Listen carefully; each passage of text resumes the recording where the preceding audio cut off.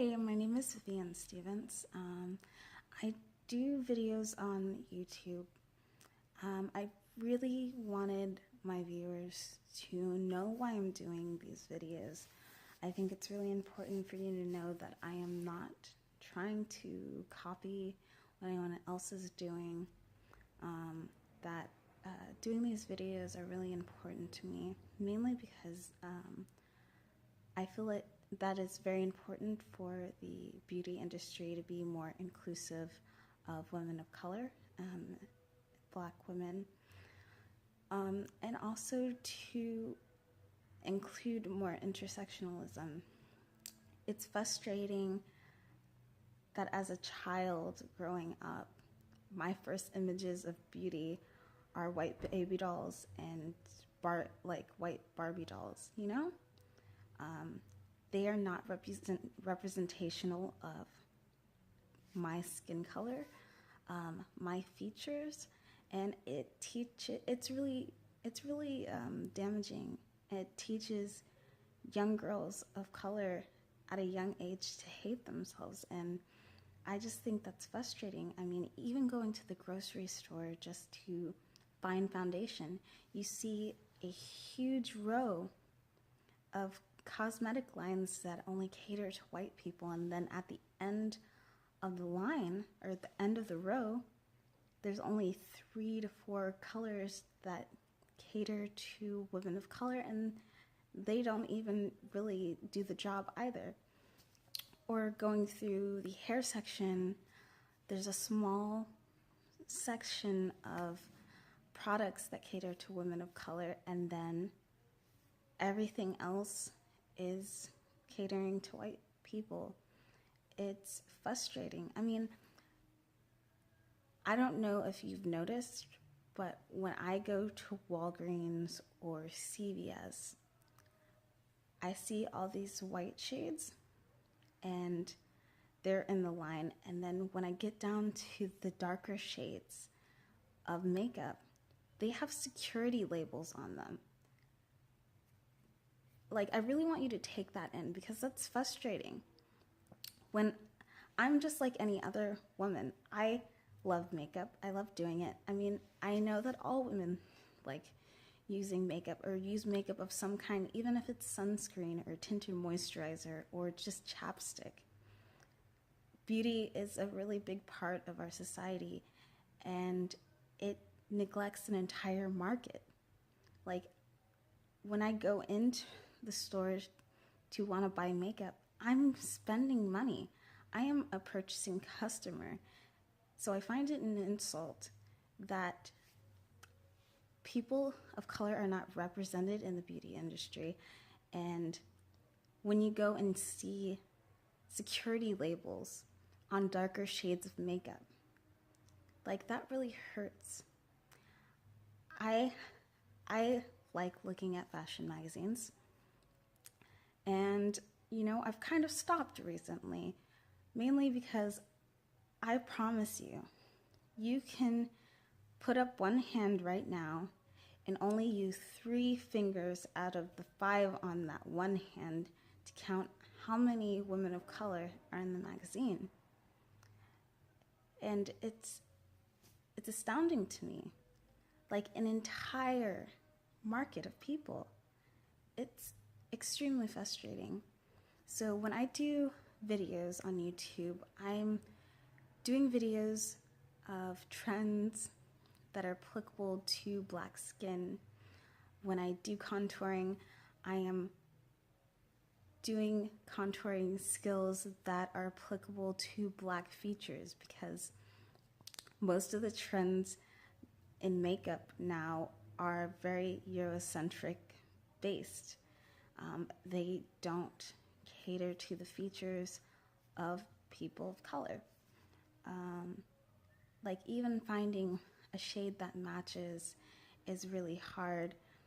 There should be no reason why I can't go in the grocery store just like any other person with lighter skin or white person and buy a $3 to $12 like 4-ounce bottle of or not 4 ounce, like small ounce of foundation. But I have to go to MAC or Sephora or Bobby Brown or Estee Lauder or Fashion Fair to buy like a $50 bottle of foundation that could be the same price as something I could get at a drugstore. I don't think that's fair. It's not inclusive at all. And I would like people to know that, hey, there's an industry out there. There's a market out there. Like, there should be no reason why it's 2015 and they just now figured out, oh, well, we're going to make Band-Aids that are representative of dark skin. Or we're going to make pantyhose that match the plethora of different skin tones of women of color. Or a bra line that matches women of color. Like, it's frustrating. Those are, people don't think of those as being something important. And I find that really frustrating. I mean, even the dictionary's definition of skin tone or skin color or flesh tone still describes a white person's skin being yellowish cream to pinkish cream colored. That's a definition. And I feel like that is wrong. That may fit one person, but we're on a planet with 7 billion people, and they're not all white. There's tons of shades of colors that are not even represented. So I would like to bring intersectionalism into my videos. I'd like to do trends that are applicable to people of color. I'd like to show you how to custom mix foundations, drugstore foundation, to find your own shade if you're having trouble finding your shade. Introducing makeup brands like Black Opal, Black Up, Shea Moisture, or Iman's makeup brand that have shades for darker women. There's also websites that you can put in your foundation shade, and it will also it will give you a list of companies that make foundations in that similar shade, if that could be of use to women of color. I just want women of color to know that they are, yes, the industry excludes them, but I'm rejecting that notion because I'm a part of the consumers that buy these products, and I demand that it be more inclusive, and that it offers more to women of color. So these are some of the reasons why I really wanted you to know why I'm doing these makeup tutorials.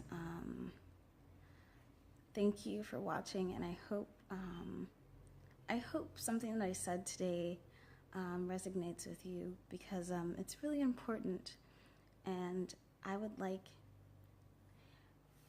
for the beauty industry to see like a plethora of color instead of just one shade. You know what I mean? Like, there's no reason why it takes till 2015 for Victoria's Secret to be like, hey, it's okay for Maria Borges to wear natural hair. Natural hair is beautiful and representational of Black women or women of color. You know? I don't know why high-end fashion magazines decide we want our model to look ethnic, and they refuse to bring in a person of color to do this look, and instead they pretty much blackface white models when there are plenty of black models or, you know, models of color who are looking for positions. There's no reason for that. So I can go on about this. I can literally go on about this, but that would go over my 15-minute span. So thank you for watching, and I hope you understand why I am doing this. And I will see you in my next video.